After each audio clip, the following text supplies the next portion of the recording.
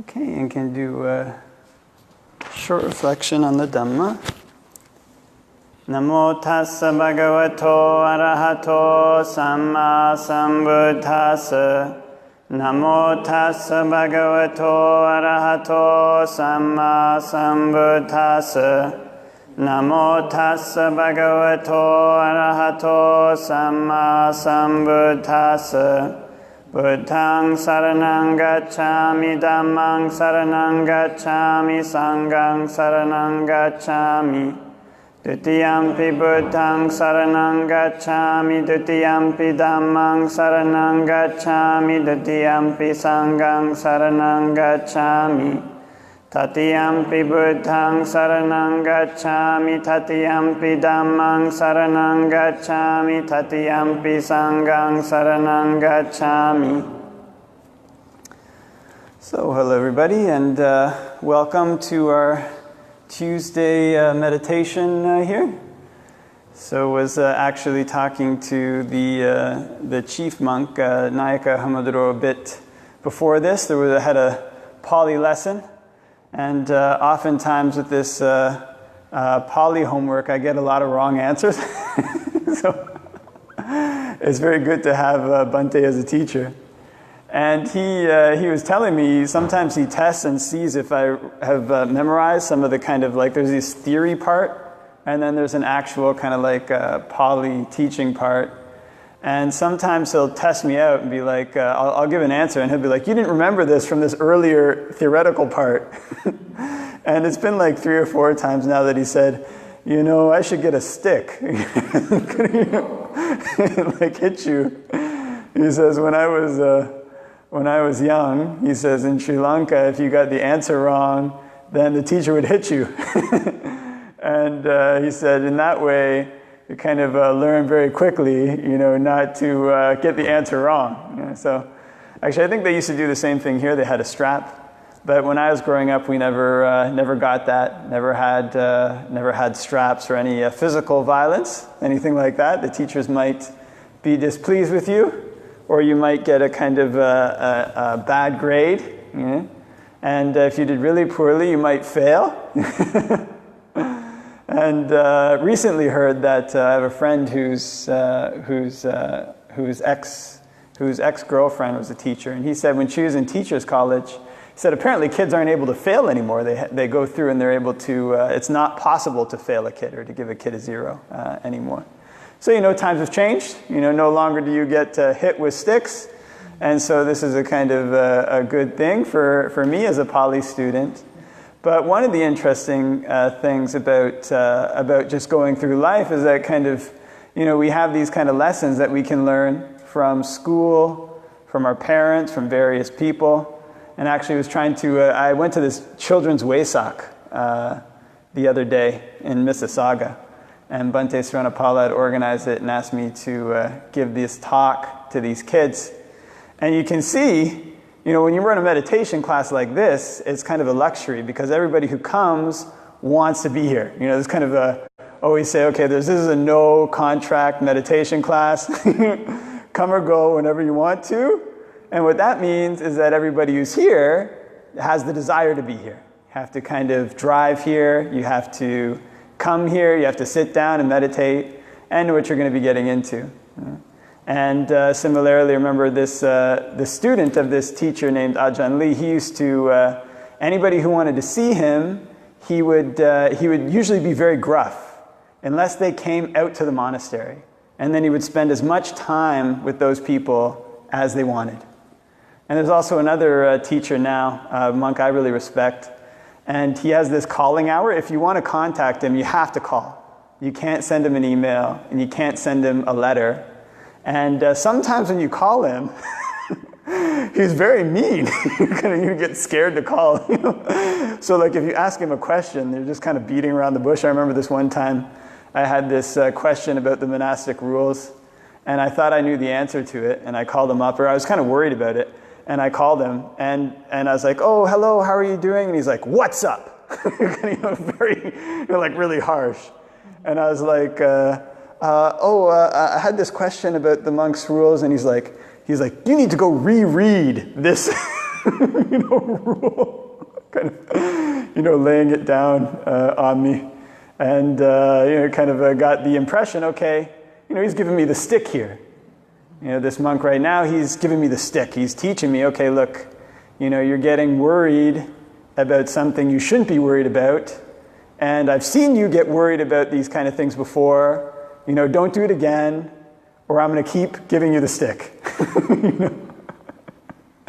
And so what that means, if you have monks like this, is that the people who come around them, they really want to be there. And when people want to be around a monk, or want to be around the Dhamma, then it's very easy to teach them. And when people don't want to be there, it's difficult to teach them. People don't really want to do that. So when you're around these, when little kids come, when very small kids come, of course little kids are not like adults. They have to be forced to do things.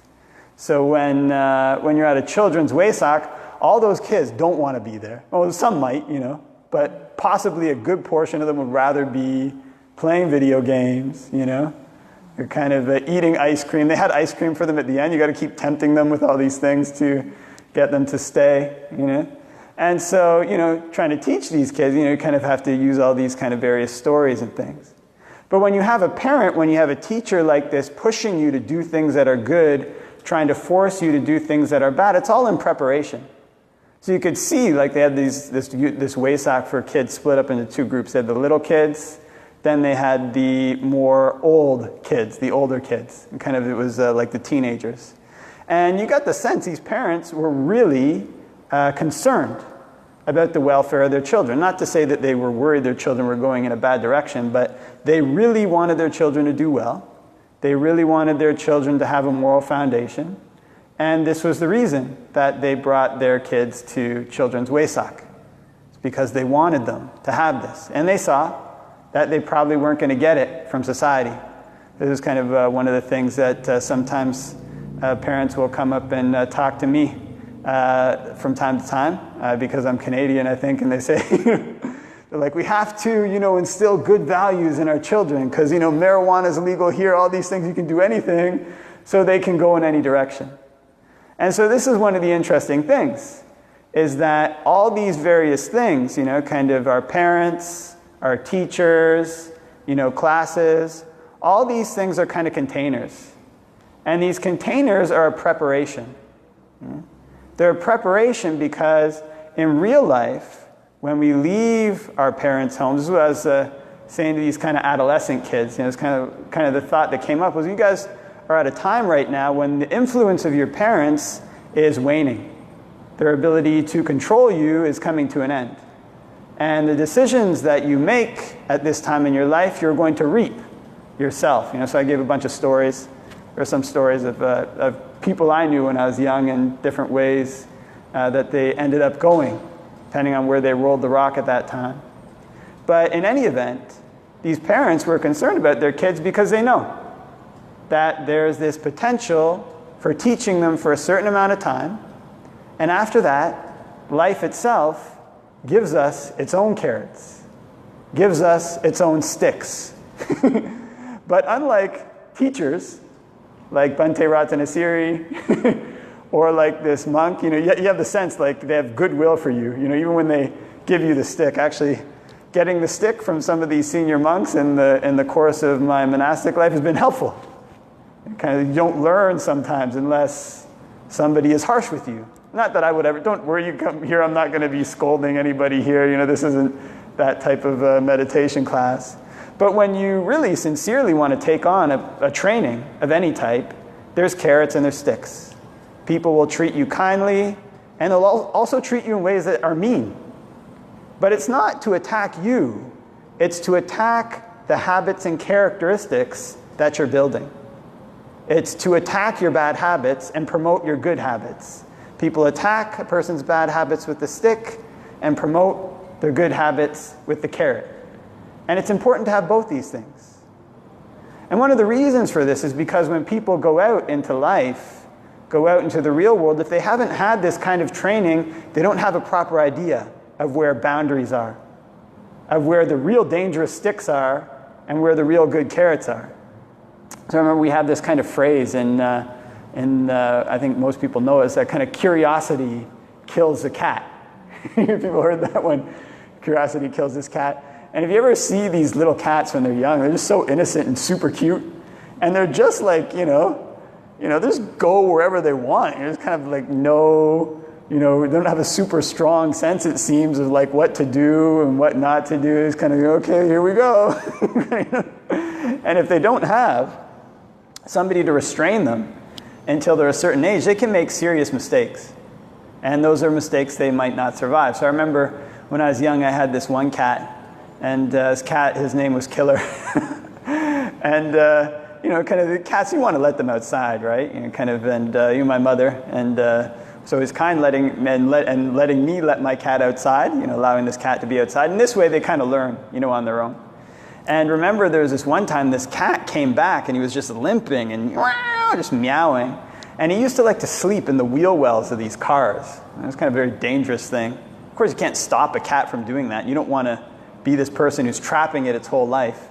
But in any event, it came back limping and just, I still remember it, like kind of limping up the stairs. It was just so intent on us to try to help it. Just had no clue what to do when it had been so badly hurt. And so my mother took it to the vet, and it ended up losing, a good portion of its tail. But it survived.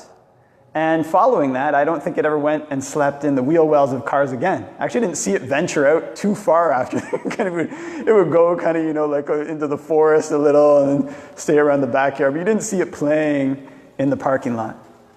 And so this is the way it is in life. We have these kind of carrots. We have these sticks. We have these pointers that are taught to us by our teachers, by the Buddha, by our parents. And all these things are not to hurt us, even when they sound unpleasant. These are things that are meant to help us because the karma that we encounter in life is merciless. It's not like our parents. It's not like our teachers. It won't stop. If we do something very bad, we reap the consequences of it.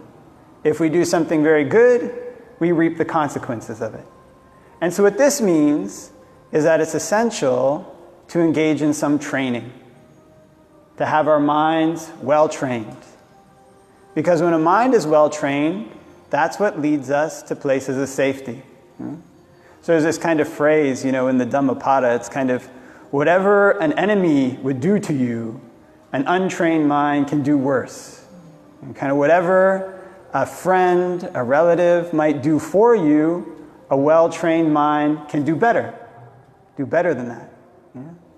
So we come to kind of a temple, we come to a Buddhist place or whatever, we come to a place to train our mind. Sometimes we encounter things that are good, are pleasant immediately. Sometimes we encounter things that are unpleasant immediately. This is one of the things we're kind of telling to the really young kids. Kind of these young kids kind of don't know how much of Buddhist philosophy they're going to be absorbing. But you can ask them, okay, do you guys like ice cream? It's like, yeah, we love, love ice cream. Who would like to eat ice cream as much as they want? Probably a lot of these kids would love to. And then you ask them, well, what do you think would happen to you if you ate ice cream, 3 times a day, 4 times a day, at every meal? What would happen to you? And they say, well, I don't know. Do you think you'd get fat? Well, maybe. What else do you think would happen to you? And then some of the kids are smart. They're like, you'd get diabetes. They kind of know this kind of thing. And so this is something that seems very simple concept. You can teach it even to children, but something very difficult to do. And that concept is that there are things that bring us short-term happiness and long-term pain. And there's things that bring us short-term pain and long-term happiness. And it's to the extent that somebody can do the things that bring them short-term pain and long-term happiness, and avoid the things that bring them short-term pleasure and long-term pain, that you can tell if there's somebody who's wise in the Buddhist teachings and endurance. This is how you tell about a person's wisdom. Not how much they've memorized, not what teachers they've studied under, not how long they've been a monk, how long they've been a Buddhist, anything like that. It's to that extent. to the extent we can do this. And so many of the Buddha's teachings are aimed at this. The teachings of his are aimed at this. And when we listen to them sometimes, when a person listens to them, I was talking to talking at the temple the other day, it can seem like a drop-off sometimes. Okay, give up alcohol, give up lying even for jokes. You kind of don't tell lies as a joke, Give up killing, even small bugs, Don't steal anything, even to the extent of like copying, illegally copying, DVD movies or whatever. And obviously for one to be faithful in relationships. These kind of things, when we listen to them sometimes, they can seem very boring life. Okay, we watch TV. On TV, people are lying, killing, stealing, taking intoxicants, all these kind of things. And if they weren't, the TV program would be really boring. Can you imagine watching like a sitcom where nobody was fighting and nobody was doing any of these kind of evil things? It can be very boring. And so this is how it is. When we hear the teachings of the Buddha like this, we hear teachings at a temple, it can sound like something that's a sheer drop-off. It can sound like, okay, now I'm a little kid again, there's my parents saying, okay, no more ice cream, for you, or whatever it is. But the amazing thing about this is that all these things that the Buddha says not to do, the things that the Buddha says to cultivate, these kind of mental qualities, these are things that lead to types of happiness that we don't know. It's just like these kind of little kids in children's Waisak. If you tell them, okay, look, kids, got to study, your homework, do math. I've got a younger cousin, and I don't think he likes math. So I always hear stories about him like trying to find ways to avoid doing homework. And I can remember as a kid, you just have no idea about what benefits might come from this kind of thing. I mean, you have an idea. People say you'll get a good job, but who cares, I've got everything I need. And these kids, the young kids, don't see the linkages between these things. Don't see the linkages between studying, their future happiness. Don't see the linkages between not consuming whatever they want and their future happiness. But the linkages are there. The linkages are present. And for a person who follows their parents' instructions, they get a very happy life afterwards. So in the same way, when we hear about these various things, kind of avoid lying, avoid killing, avoid stealing, avoiding intoxicants, these are things that can be hard to see the linkages between. One of the ones that's trickiest is actually taking intoxicants. This in the West is something that especially my friends, people growing up, it's very easy to find ways not to do it. Ways to go drink, ways to smoke marijuana, ways to do all these various things. But the way that the mind works, all these things that happen in the mind are interlinked. So we don't know. The Buddha says, don't do this, or whatever, not as a god. But doing this, we don't get drunk maybe, or we don't become an alcoholic, but maybe we have some kind of depression later on. Maybe we have an inability to control ourselves that we can't seem to stop. And it's difficult to see the linkages between these things. Difficult to see how they connect. But this is the way that karma works. Very, very complicated. It's like I remember these kids again, they like these kind of balloons, kind of these like toy animal balloons, like, you got a giraffe, right? Remember you kind of blow up one of these kind of balloons, you're blowing it up. If you squeeze the balloon at one end, the other end kind of gets big. If you squeeze it at this end, it gets big at this end. If you tie it up in a knot, the air bulges here. In other words, these kind of connections in life are like this as well. The cause and effect relationships between these things are things that are not always easy to see. Which is why the Buddha just says, do good karma. Cultivate, thoughts of goodwill. Cultivate thoughts of renunciation. Cultivate meditation. And this will bring you happiness.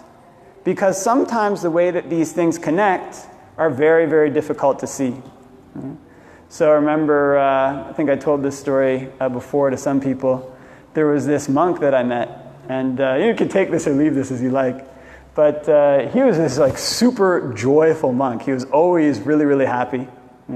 Whatever you saw him doing, he always had this big smile on his face. And everybody always wanted to give him things.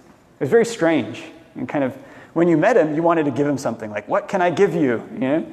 And I remember he would come to the monastery, it was when he first came, and like the Thai ambassador would come and like want to take him somewhere or something, you know?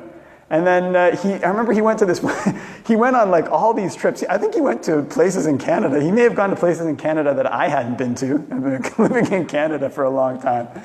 And I remember he once went to Thailand. He flew back there. And then he got invited to fly to Boston. Then he flew back to Thailand. Then the following year he flew to India and went on a trip there. Then flew to Thailand again. He just went all over the place. And when you heard this story about this monk's life, it was very charmed, the way that he did things. Just the right thing seemed to come to him at the right time. And then later on, as I got to know him, kind of learned his story, what it turned out that he used to love to do as a layman was whenever he'd see a wandering monk, he was a tailor, he would go and ask them for their gear. Like monks have these kind of umbrellas. And he would take the umbrella and he'd sew it up, go sew the umbrella. And then he just kept doing things like that. And then he started to rent these buses and take people for free on these pilgrimages to all these kind of renowned meditation masters and renowned temples. And he just kept doing this kind of thing. And he did so much dana, and then eventually he became a monk. And when he became a monk, everybody wanted to give him things. Even me, like I wanted, whenever someone was like, what can I give you, you know? And so in this way, some of these linkages are things that are not always easy to see. The linkages between what truly brings happiness, the linkages between what truly brings pain. And this is why we have kind of teachers. We have spiritual teachers like the Buddha. Because you imagine what it's like to have to become a Buddha. You have to be like the cat, going to every extreme, finding out every dead end, where every reward leads. It's only when a Buddha knows all these things, when a Bodhisattva knows all these things, that he can become a Buddha. That he can declare that Nibbana is the highest thing. And so for this reason, the Buddha becomes like a teacher. It's not like it's impossible for other people to gain this kind of knowledge, but it's the kind of knowledge we don't necessarily want to have. Because to get it, you have to stumble into every hole, find every reward, and lose them all in the most extreme ways. So this is why when a Buddha discovers these things, he teaches the middle path. Teaches a path that goes between the extremes of pain, the extremes of pleasant feeling, to a way out, to a way to find a happiness that's higher, to a way to find a happiness that's lasting. And these kind of happinesses are difficult to imagine, difficult to understand, unless a person experiences them themselves. So that's why, when the Buddha teaches, he teaches with the carrot and he teaches with the stick. The reason he does this is the same as Bhante Ratanasiri, the same as that monk who gave me the stick. It's because there are sticks in life that are really painful and that we want to avoid. Sticks that are difficult to predict how they happen, how exactly they're going to happen, but the causes are there. The causes are there for us to put in place. The causes are there to manipulate. And just like these younger kids, these kind of smaller kids, they don't know, what it'll be like to give up ice cream. But later on, as they grow, as they become adults, as they mature, they realize how great it was that their parents taught them all these things. How great it was that they had this training. Not to compare people to, small kids, just by way of making a metaphor, And in the same way, when a person comes to practice meditation, comes to train their mind in the Buddha's teachings, they realize the same thing. That these things are good to give up. So there's this kind of metaphor that the Buddha gives, is kind of like of a leper. Back in those days, they had these people who had this skin condition. And this condition would kind of like make certain areas of skin feel dead. It was kind of leprosy. And then those areas of skin would tend to become pretty gross. So these people would sometimes take like hot coals and cauterize their wounds, to make them feel better. And they would feel it was pleasant. And the Buddha says, you see a leper doing this, like cauterizing his wounds, he thinks it's pleasant, right? It's like, yeah. And he says, later if that leper got cured of his leprosy, what do you think? If you took a hot coal and tried to put it on his arm, would he want it there? And he says, no. And he says, in the same way, people think sensual pleasures are enticing, but once they've gone beyond them, they don't want them. But we can take this also in other ways. And because there's these kind of things, these bad habits, intoxicants, drugs, lying, killing, stealing, hatred, greed, jealousy, all these various things we work to put aside and are difficult. But once they've been put aside, once we get the happiness that comes from not having them, once we get the happiness that comes from practicing, we become like that leper. We kind of twist and turn not to have them again. So I was kind of thinking of a couple friends, when I was young, I think I've said this before, when I was young I used to smoke marijuana. And some of my friends kept smoking, kind of later on, kind of just kept smoking. And, they're doing all right. They're not like, on the street or anything. But one of the things that I notice about them is that they can't go anywhere. There's no marijuana. Now, there has to be marijuana wherever they go. And so what that means is they can't travel. They can't basically cross borders, because some of the countries you go to in Asia, you get the death penalty if you get caught with marijuana. And things that we might think are nice, like you guys want to go see this waterfall or whatever, see this beautiful sight. It's like, well, I don't know, it's only fun if there's marijuana. And so for people who don't smoke marijuana, if they look at that lifestyle and they're like, hey, would you guys like that life? Would you guys like a bunch of marijuana? You become addicted to it. They would twist and turn, every way that they could not to become addicted to marijuana. And he said, what? I want to travel to Thailand. I want to travel to Europe. I don't want to be addicted to marijuana, be stuck smoking marijuana in a basement and going to work. But for people who are addicted, this is what they know. It's hard to imagine a life without marijuana. So in the same way, when a person comes to meditate, when they come to practice, it becomes tricky to imagine what the benefits are until one has felt them oneself. But when one practices, when one sees those benefits for oneself, one becomes like that leper, becomes like the people who are like, no, thank you. I don't want to become addicted to marijuana. I'll travel to Thailand. They become a person who knows about happinesses that are higher, happinesses that are more satisfying. And this is what the Buddhist teaching is aimed at. It's why it's to be experienced individually by the wise. It's to be known by oneself. It's to be known by those who practice. And it's a good thing to practice to avoid the terrible sticks and get the carrots that are truly satisfying as we go through our daily life. Okay?